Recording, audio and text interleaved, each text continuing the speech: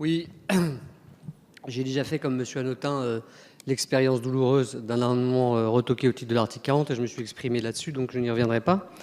Pour m'exprimer plutôt sur un point qui est la reconnaissance qui est la mienne envers mon collègue Benoît Hamon ou mon collègue Alauzet, de ne pas, par veulerie ou par pleutrerie, retirer eux leur amendement.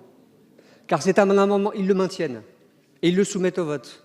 Et il est soumis au scrutin public, à la demande du groupe GDR.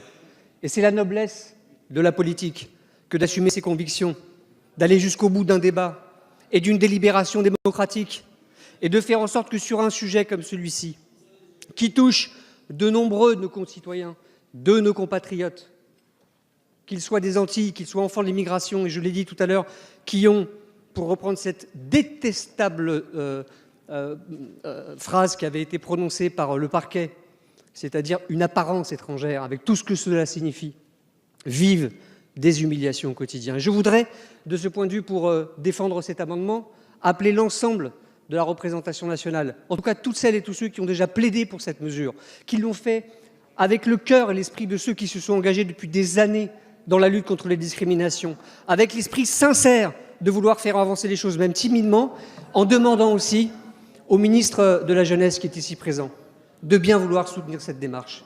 Je comprends les problématiques de solidarité gouvernementale, mais le ministre de la Jeunesse a-t-il un mot à dire à cette jeunesse, à celle qui, dans beaucoup d'endroits de nos campagnes populaires et de nos quartiers populaires, vivent aujourd'hui ces discriminations? N'attendez pas qu'on leur fasse des grands discours, n'attendez pas qu'on leur promette le grand soir, attendez juste des mesures concrètes d'accompagnement.